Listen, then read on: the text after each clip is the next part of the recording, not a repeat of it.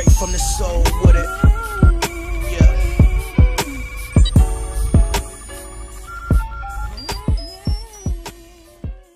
ESPN Ramona Shelburne was on the Mason Island radio show, and she came on to discuss the Los Angeles Lakers playoff hopes. She also spoke about Draymond Green signing with LeBron James, or should I say LeBron James' friend Rich Paul's sports management group, Klutch Sports. So Steve Mason, who's always been straightforward, told Ramona he has been trying to let everybody down easy and says he don't think the Lakers gonna make the playoffs, and he asked her do she think they will. Ramona responded by saying she still for some reason think they will sneak in. She says she doesn't know about the Spurs, the Clippers, and if they can hang on. Ramona says it's hard for her to trust the Sacramento Kings, and she says they're good, but there's this part of her that says LeBron is turning it up, Rondo is coming around, and she think it really hurts that Lonzo got hurt again. I think it was Brian Kaminsky who brought up how LeBron is already on the spin portion of the don't blame me, blame the young guys, and Steve Mason was like, LeBron is almost trying to create an alibi, like, hey, I'm LeBron, I did everything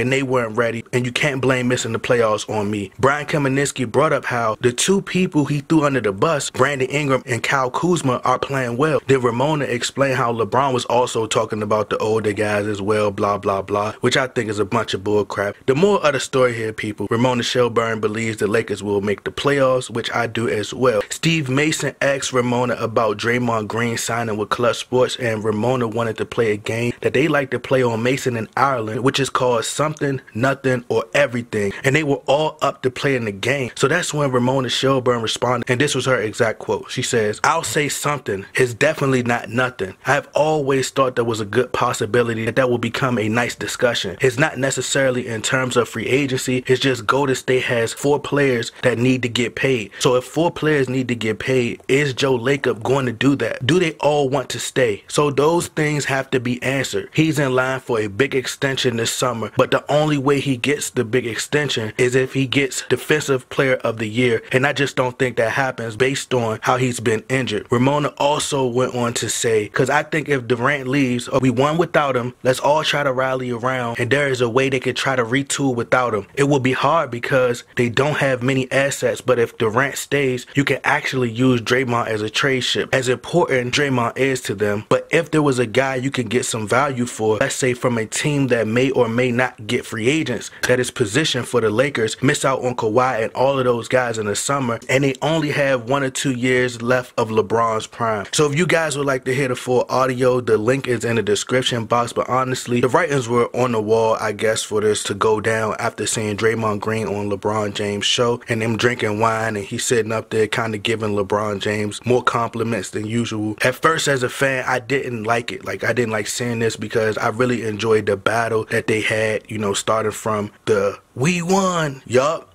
they suck, yeah, and them fighting and battling it out and trading words in the finals and stuff like that. And it was like this built-up rivalry that I felt was good for the sport, and someone actually challenging LeBron was great to me. But business-wise, sometimes you have to take advantage of opportunities that can open doors and help give you more financial control and financial freedom for a life after basketball for not just yourself and your family. And this is a perfect example of removing your personal feelings. So it's not personal, it's just business. So at first I didn't particularly like the decision, but ultimately Draymond Green is doing what's best for him, you know. But me myself, I want to play the game nothing, something, or everything, and I'm gonna say nothing. Why would the Warriors help out the Lakers? I just don't see it happening. I think if the Golden State Warriors were looking to trade Draymond, they will be looking somewhere to get equal value, and I don't think they don't want no young players, none of the Lakers' young core. The Warriors have proven over the past few years that they're looking to evolve, take chances, and take risks to stay in that championship conversation and trying to keep Kevin Durant. So you trade in, let's say, Draymond Green for Ingram or Kuzma or picks or young talent. I don't think the Warriors look to do that. I think they want to get somebody